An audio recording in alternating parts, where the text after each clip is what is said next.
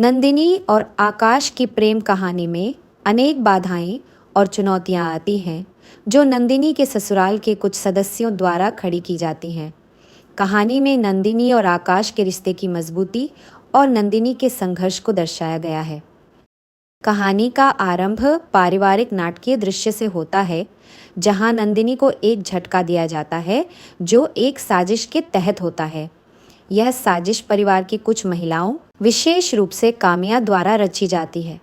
नंदिनी और आकाश को यह विश्वास होता है कि इस हादसे के पीछे कोई गहरी साजिश है। आकाश नंदिनी को सांत्वना देता है और आश्वासन देता है कि वह हर कठिनाई में उसके साथ है। दोनों अपने प्रेम का इजहार करते हैं कि बिना कुछ भी नहीं चाहते। इस नाटक में कामिया का किरदार नकारात्मक है, जो नंदिनी और आकाश के जीवन में रुकावटें डालती रहती है। कामिया को आकाश और नंदिनी के रिश्ते से जलन है और वह नंदिनी को परेशान करने के लिए तरह तरह की चालें चलती है। कामिया न केवल नंदिनी को शारीरिक कष्ट पहुंचाने का प्रयास करती है, बल्कि उसकी प्रतिष्ठा को भी ठेस पहुंचाना चाहती है। इस बीच तीज का त्योहार आता है और परिवार में तैयारियां शुरू हो जाती हैं। तीज का त्योहार नंदिनी और ज्योति के लिए विशेष होता है। नंदिनी शिवलिंग बनाकर पूजा की तैयारी करती है और तीज के लिए श्रृंगार का सामान दादी माँ से प्राप्त करती है। कामिया, जो नंदिनी और ज्योति को और अधिक कष्ट पहुंचाना चाहती है, एक चाल रचती है। वह नंदिनी के मेहंदी में केमिकल मिला देती है ताकि उसकी मेहंदी का रंग ना चढ़े और वह अपमानित महसूस करे। मेहंदी लगाने के समय नंदिनी की भावनाएं उभर कर आती हैं।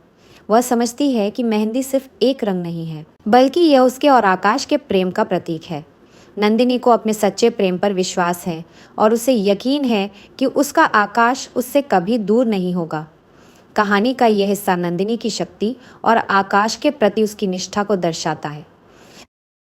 जब नंदिनी और ज्योति मेहंदी लगाती हैं तो कामिया अपने किए पर खुश होती है, लेकिन नंदिनी की सच्चाई और प्रेम के सामने कामिया की चाल उल्टी पड़ जाती है।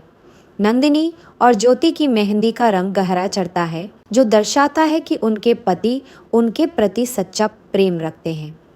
ये कामिया के लिए एक बड़ा झटका है। इस घटनाक्रम में परिवार में और भी विवाद उत्पन्न होते हैं।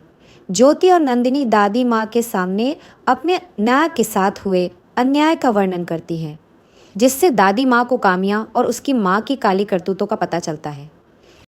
कहानी के अंत में नंदिनी और आकाश के प्रेम की विजय होती है। कामिया की साजिशें नाकाम साबित होती हैं और नंदिनी को अपने प्रेम और धैर्य के कारण जीत मिलती है।